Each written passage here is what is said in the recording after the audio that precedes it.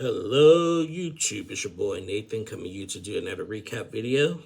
Today we are talking 90 Day Fiancé Happily Ever After Season 8 Episode 3. The Liar, Witch, and the Postnup. I believe that's what it's called. So we got a lot to discuss with certain couples, so I'm just going to skim through the other couples before I get to the couples that we need to talk the most about. So I'm going to start with Patrick and Thais. So Patrick and Thais, we know that they're in Brazil, and there's a whole big thing about Patrick's father, Jose, like asking Patrick and John to do all this work around his property and stuff and everything that they really don't want to do. Patrick wants to do it and give him money for it and everything. John and Thais are finally agreeing with each other and don't want that to happen. So they're preparing for Elise's party, but this episode they go out to eat with Patrick's father and Thais's family. It was Thais's father, Carlos, and we finally got to meet Thais's mother. Thais had mentioned that her mother was not in her life growing up, and it hurt her a little bit, but as we're older and with the baby being born, trying to get back in and stuff. It was also pretty interesting that Thais's father also met John too, and Thais said in Portuguese, like, "Oh, this is the loud one," and Carlos told John, "Yeah, you ain't gonna be loud here," and John was like, "Hey," and all that. So and also Thais's dad got to meet Patrick's dad and stuff and everything. So they were sitting and talking and getting to each other or whatever, and then randomly Thais's father, Carlos,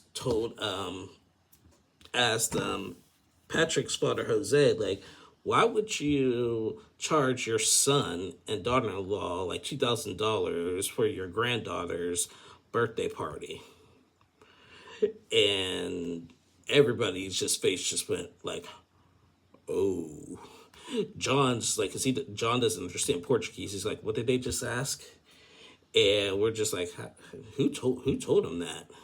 Did Thais say something? Did Patrick say something? I don't know who said something. So everyone's face just like dropped, and like Jose was like, "Oh, Carlos, man, it's not your business, man. Chill out." And we left with the cliffhanger on that. My opinion on that, I just want to know who squealed. I'm going to guess it probably would be Thais.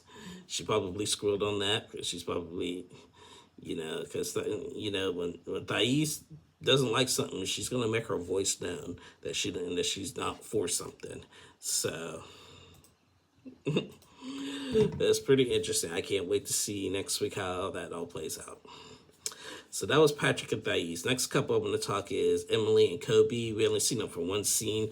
We left off last week waiting to meet Kobe's ex to see if they were still together while he knocked Emily up and everything.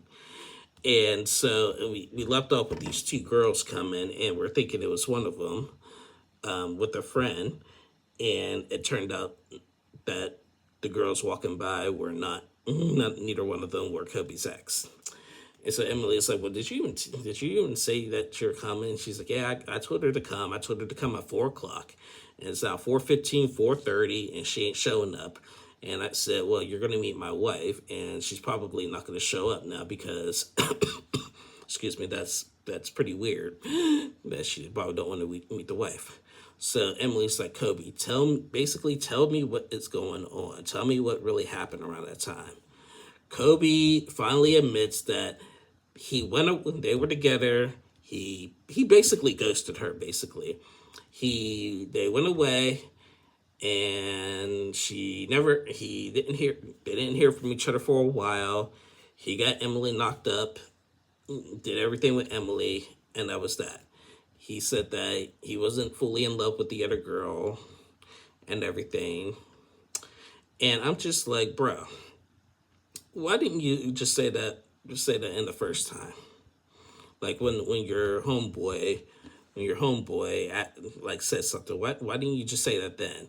You have to wait all this time, plan your ex-girlfriend to meet your wife, to do that. Now, Kobe, I'm always on your side. I've been Team Kobe from the beginning, but Kobe,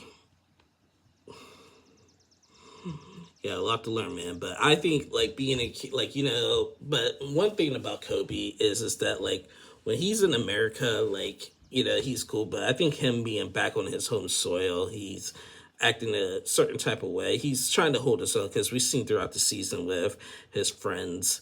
His friends basically like getting in his head, getting in Emily's head and stuff. I have to admit, Emily is handling it a lot better than Angela would. So like Angela would be throwing drinks in their faces and cussing them out and all that. And Emily's been handling herself. Other people and other YouTubers think that, Emily and her family might be racist. I don't see that one bit. Because if they were, they wouldn't be, one, she wouldn't be dating him. Two, Kobe and the father wouldn't be like pals, basically like clothes and stuff and everything. And three, the mom and dad wouldn't even be over there in Africa with them. So to the people who think that Emily and her family is racist, cut it. I don't see that one bit. So yeah, that was Emily and Kobe. Next week they'll probably finally prepare for this wedding that we've been waiting on. But what I've been waiting on, because Emily and Kobe, they've been the best couple of the season so far. So like kudos to them. So that was Emily and Kobe. Next couple I want to talk is Ashley and Manuel. So last week, Ashley got what she deserved. She got her karma. And Manuel was just like, I'm not doing this, when he found out she had $100,000 in student loan debt and everything. And all of a sudden, Manuel just like, are you crazy? I'm not inheriting up. Let's sign this now. But I was all Team Manuel last week. Now, I'm starting to see a little bit of I'm not going to say Team Ashley, but I'm starting to see her frustration. This episode, they're at a store, and they had a conversation about everything, and now, like, Manuel asked Ashley, we need to send $300 more to his family in Ecuador. And she was like, for what? And he's like, it's not important. I'm like, and Ashley just basically said, you're my family now. It is important. I just put $1,000 into your account for that. Where the heck is it going to? And everything. And so Ashley's just like, Ashley actually did say this best. I don't mind helping out a little bit, but if he's going to be shady and not tell me what it's for at this point until it's for, there's not much I can do and not much I'm going to do. And like we basically left it at that. So it's just, this storyline is just starting to get really dried out. Like it's just always about money. They've been together, married for 2 years already, and they known each other for 10. Why? Like why? Like I just personally just don't get it. I personally don't get it. So, but they only had one scene, so that was it. We're gonna move on. Next couple I want to talk is Gina and Jasmine. They also only had one scene. This episode, they're at a store because Gina's washing machine broke. He went to talk to the guy and said, hey, my washing machine broke. And then Jasmine interrupted saying, no, our washing machine broke. We're married. And they're trying to get a new one, basically. So they go shop for a new one. Gina picks it out, picks out what he wants and stuff. And then Jasmine was like, well, Gina, you're quick to pick out some things that we need around the house and stuff, but you're always hesitant when I ask you to buy me something or to pay for something that I want and need and stuff. So they brought out the pageant thing, and as we seen last week, Gina, at their family reunion, Gina's family actually was siding with Jasmine. And so his uncle Marco and Gina had lunch earlier, and his uncle Marco basically convinced Gina to pay for this pageant for her, because he's like, one, it's one less thing you have to argue about, because they just been arguing about every little thing and everything, and it was something that would make her happy. But but in Gina's defense with that is that, okay, what happened in the beginning of the season with the mom being sick with cancer? What happened? What happened with that? What happened? What happened to the kids? Oh, Gina messed up. Gina messed up. I want to bring my kids to America. Now it's the pageant, and now it's like, you won't buy me nothing. Jasmine is like really, really like just keeps going all over the place, and it's really getting annoying when it comes to that. So Gina told Jasmine, "Is like, look, I used my credit card. I signed you up for the pageant." Jasmine starts smiling, but Gina was just also like, "But since I did this, you got to stop causing arguments and everything and saying hurtful things."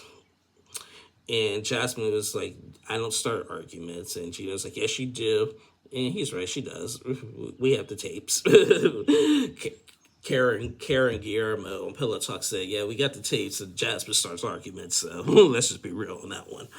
But so Jasmine was like, "You know what a real man is?" So now she's questioning his manliness. A real man is a provider. A real man and a real husband does anything for his wife to make his wife happy, basically. And Gina's like, "You know what a real woman is? A real woman is someone who is calm and don't say hurtful things and everything."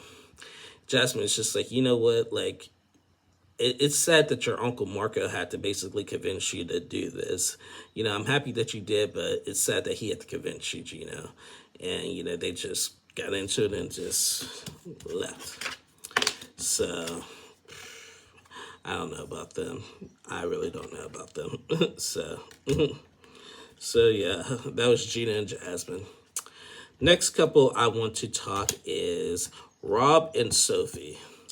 So in this episode, we haven't seen Rob and Sophie like together since like that lingerie shop incident when they stormed out and stuff. Now we got her mom Claire. Her mom Claire's getting in the head again, and they wanted to meet up with Rob to discuss something, to discuss everything. So Rob surprisingly is like, "Yeah, I haven't seen your mom since the wedding, so like let's just do it." They meet, him and Sophie are talking, they're buttering each other up and everything, and Sophie's like, "Oh, are you drunk? Because I like drunk Rob, because drunk Rob is nice, calm, and everything. And then her mom Claire was like, "All right, let's just stop beating around the horse here. The problem here is you treat my daughter like this, and that." And he's like, "Well, Sophie be running away from her problems, this, and that, and everything." We got nowhere with the conversation, but we just know that the mom Claire is just like is doing everything she can to sabotage the relationship with, not even the relationship, the marriage with Rob and Sophie. And, Sophie's in a predicament between her mother and her husband. She said, "This is still my mom, but also Rob's my husband." So, like, Rob and Claire were going back and forth and everything, and then Claire was just like, "I'm going here. I hate you. I hate him. I hate him." And, like, you hate him? Like, hate is a strong word. Hate is a really strong word and everything. And like I said last week, your hatred for him is so bad that you have to go to prison for 5 days. And I'm not Team Rob. But normally I'm not Team Rob, but when it comes to Sophie's mom, I just I cannot stand her. I really can't stand her. She is so mean. She's rude. She's nasty. She's disrespectful. She's ignorant, and everything. Like, and we got nowhere. And Rob and Sophie had a private conversation and said, it's Rob said the best. It'll be best to have a conversation with your mom when things are going well between us, basically. And it was just, like, we just got nowhere. And Claire just likes to storm off, call him a knob, and She also said something else. I forget what she said. It was some kind of like English type word words and stuff. I forget what it was. I have to double check on that one. But like you're clear something out now. But yeah, Sophie's mom is terrible. She's terrible. She claims she's a good mom. She might be a good mom. Like she's looking after her daughter, and I can respect that. But she's not doing it in the right way, and she's not even giving the guy a chance to explain himself and everything. They both got issues, both of them. It's not one over the other. They both got issues, and she needs to. And another thing is, before they went to go meet with Rob, like Sophie was getting ready, her mother had the audacity to tell her clothes are SLUTY.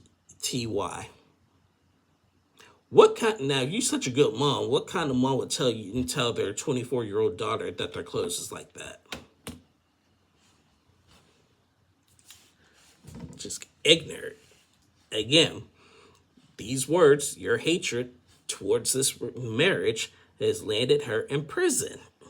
Now, granted, like her going to prison happened after the filming of all of this, but it just won't stop. And her mom is not going to stop until it's all said and done. And that is not fair to either one of them. Not fair whatsoever. So, that was Rob and Sophie. Next couple I want to talk. Now we getting into the groove of things. Ed and Liz. Ed and Liz. Ed is I've liked Big Ed for a while. Now he's starting to get on my nerves. And he is ignorant, disrespectful. I'm over it with Ed. This episode, Liz comes to get her stuff because she came back from San Diego with her mother to get the rest of her things at Ed's house. She goes into the house. She's really emotional. She don't really want to do this and everything. The house is a pigsty. And so, like, she's questioning Ed, like, why is this house a mess? Like, it's just you. Like, they talked about why it's just like this. She got a watermelon that she had to throw out and stuff. And then Ed said something ignorant. And then the mom got into it. It's like, and Ed was like, he said to Liz's mom, I didn't expect two for the price of one. And Liz's mom was like, well, maybe you should have been a man. And then Ed's ignorant self going to say, well, maybe you should have did a better job raising your daughter. Oh, I wanted to jump through that TV screen and knock the teeth out of Ed when he said that. Because that was just wrong. How you going to disrespect her mother like that? Telling her, oh, you should have done a better job raising your daughter. Who the heck are you?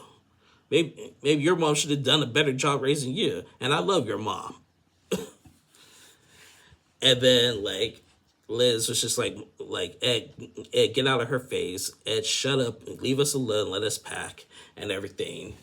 And then they said something like, I'm still on the lease here. And he was like, yeah, you're still paying rent. He's making her still pay rent and stuff and everything. There was like a conversation that they had that it didn't get fully clear, but I guess he's making Liz still pay the rent and everything. And because they're both still on the lease together and stuff, which is completely ignorant. I had a situation like that before. Not fun. I got out of it. But it's not... It's just... Ed was just so mean, so rude. For him to say you should have did a better job raising your daughter. And then, like, they start cussing each other out. And then he's like, oh... And then he told Liz, don't cuss in front of my dogs. How many times I told you they don't like hearing cuss words? Bro, they are dogs. They are dogs. I know you're a dog, but they're dogs. Like, he's just an extra person. And the mom was like, he is going to die a really miserable man and everything. And Liz, when he said that, and you know what, he told his, and Liz told her mom, like, this is why Ed's daughter doesn't talk to him. This is why she does not talk to him. And I'm just like, you know, I'm glad Liz is doing better now and everything, but because to get away from that guy, that's the best thing that could happen to her. And I'm sorry that happened, that this happened the way it did. Over some damn taco pasta and him telling her daughter to stop being a baby. Ridiculous. So that was Ed and Liz. And the final couple I want to talk, now I've been waiting to do this, is Angela and Michael. So, Angela and Michael. Now, I've been, you know, when I first started watching 90 Day, I wasn't a fan of Michael. I actually was Team Angela. I didn't agree with Angela's methods on how she handled things with Michael, but I was always Team Angela. Then when Angela started getting a little bit too aggressive with it, then I became Team Michael a little bit. Now I'm back to Team Angela. and here's why.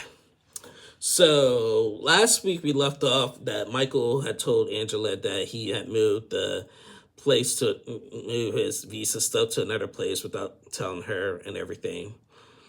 And now he was trying to explain. Now he told her that the embassy said that it's going to take 2 weeks before we get an answer. Now he came back and told Angela that it could be longer. It could be longer. And she's like, you just told me 2 weeks. Like, what happened? He's like, I know because I know other people's visa stories. I'm in this group chat. And she's like, what group chat? It is with people trying to go through the visa process and everything. And Angela is just basically like, give me your phone. So she took his phone. She went through this chat. It's called Paradise Man. And I'm like, Paradise Man? What the heck is this? And there's all kind of people. She went through all this. Like, I guess he's getting money from these people as well and everything. And then there's a picture of an older American woman in there saying, like, this bae needs a husband. She needs a husband or something like that and everything. And Angel's like, you are running some kind of a scheme here that trying to get older women, trying to get visas so y'all can be with older American women, which she's right. That's exactly what it sounded like. I'm like, what is this that he's on? And on top of that, not only is it called Paradise Man, Michael's also the administrator. And I'm like, I have not, like, and you know, with covering Angela and Michael all these years and watching them, I never called Michael a scammer. Because, you know, with Nigerians, like a lot of Africans with Nigeria, especially Nigeria is the scam capital of the world. And that country is them and Ghana. But I never accused Michael of being a scammer. But this is pretty shady right here. And Angela is freaking out, which rightly so. And, like, so she takes his phone. And she's like, you ain't getting this phone back. This is my phone now. You ain't getting this back. Blah, blah, blah, blah. So she leaves to go to the hotel. He's trying to chase her. She's like, Michael, leave me alone. Michael, leave me alone. She's yelling at these ducks that are nearby. Saying, ducks, get out of here. I'm normally scared of you, but now I'm too mad. Get away from me, ducks. That was funny. But she goes back to her hotel. She keeps going through his phone and finding some stuff. Then, here was the worst thing about it. She heard a voice note from Michael. And Michael saying, I have uploaded Angela's 2022 tax return on here. I'm just like, no, he freaking didn't. No, he freaking didn't. Angela's freaking out. What? He uploaded my tax return to a random person? Oh, hell no. I'm tired of the lies. And I'm just like, I mean, like, I know that's your wife, but this is, I mean, I'm telling you, Nigerians are, when it comes to the Nigerian scammers, they are really good. They come up with all these kind of ideas and these, like, different kind of technology ways to, like, scam people and stuff. Like, they are really good at scamming. Like if you want to know how to scam people, like let's meet some Nigerians. I should just try to scam them. Like we should just try to scam them, basically, because they are really really good at what they on how they scam people, and I'm just like wow. I've always been on Michael's side. Well, no, I can't say that. I just contradicted myself. I wasn't a huge fan of Michael at first. I was always Team Angela, as I said. Then when Angela started getting a little bit crazier, then I started seeing Michael, feeling bad for Michael. But even though I say that, but I always felt bad for Michael because no one deserves a visa more than him.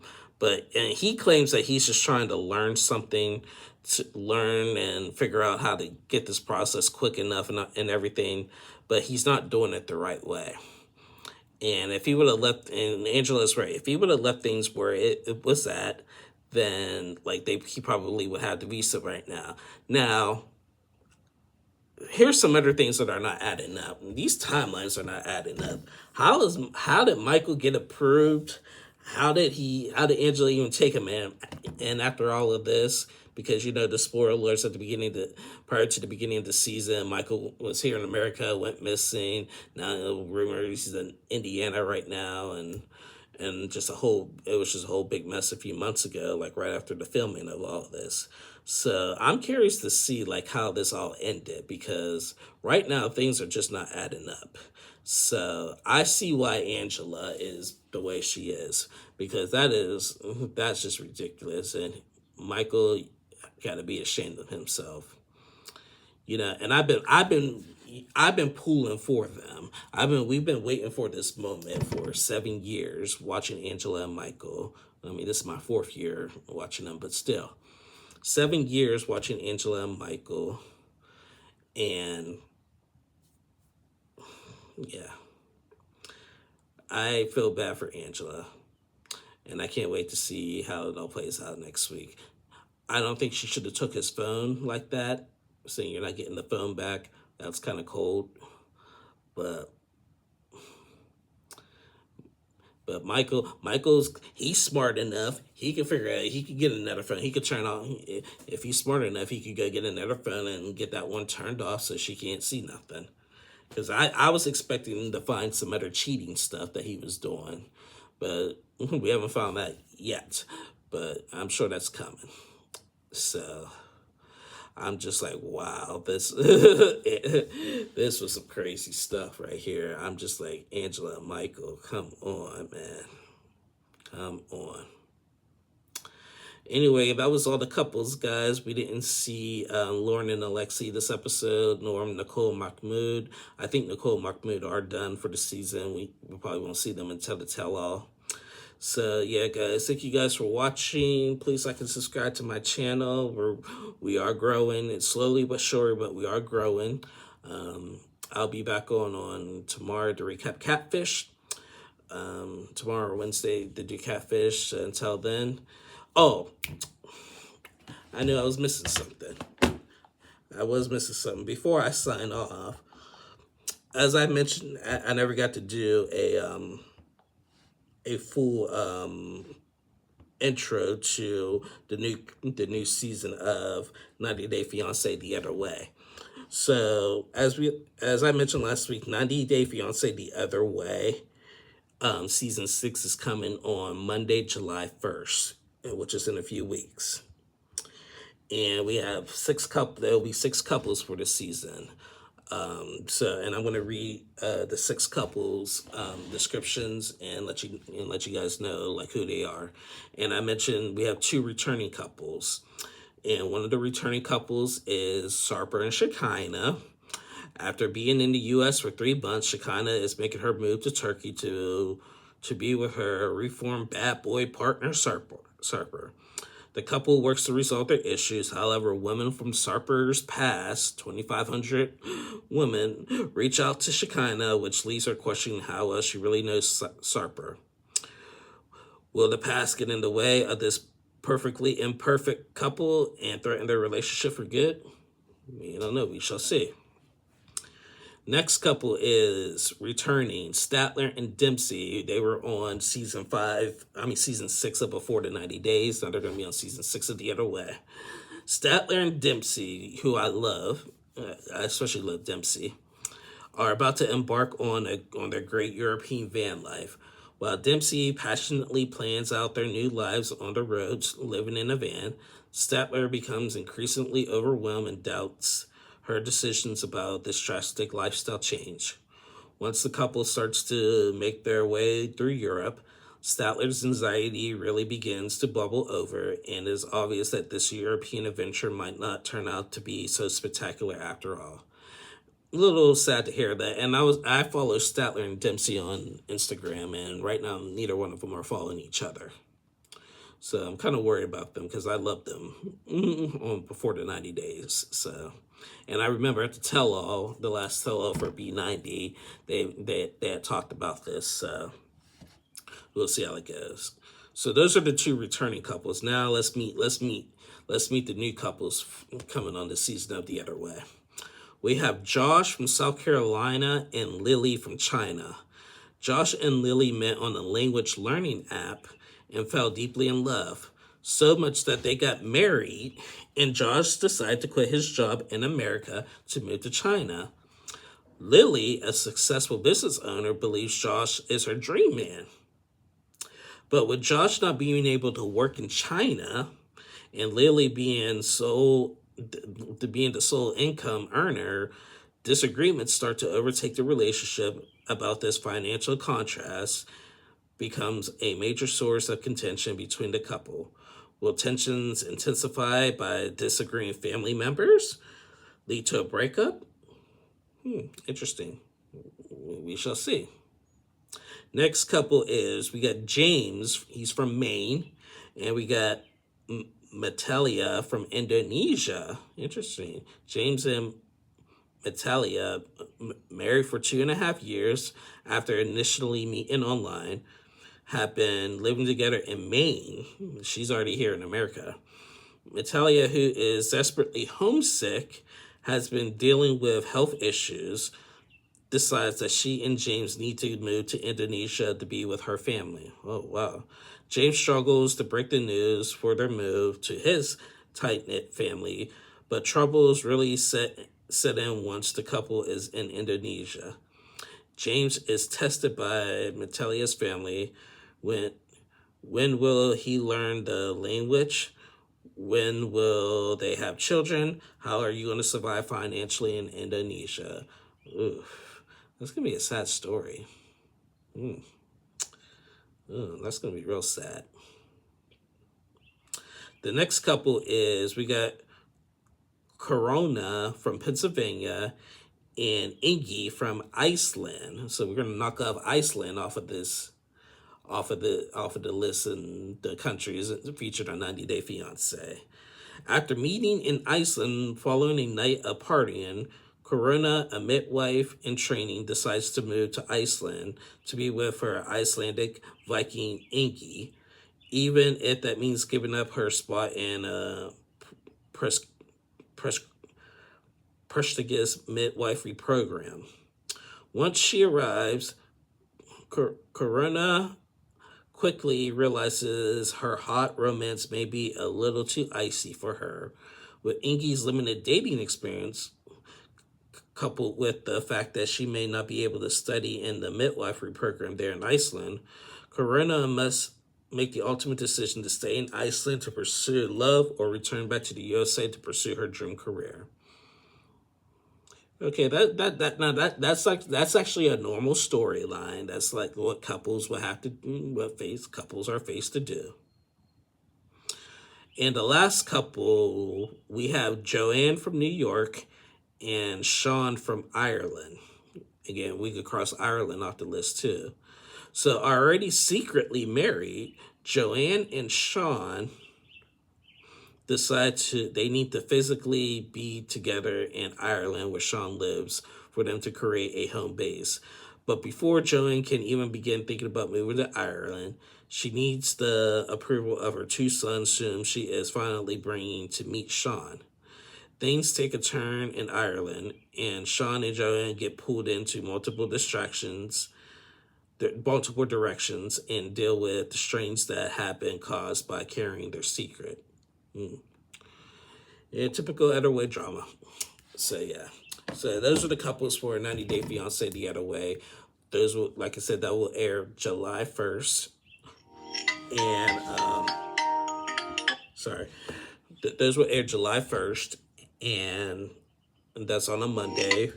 We will cover it. Love in Paradise will be done by then. Like I said, I'm not dealing with Love in Paradise. Love in Paradise has actually been boring this season. So anyway, guys, I'm done. I'll see y'all tomorrow, Wednesday. Have a good one. Be safe.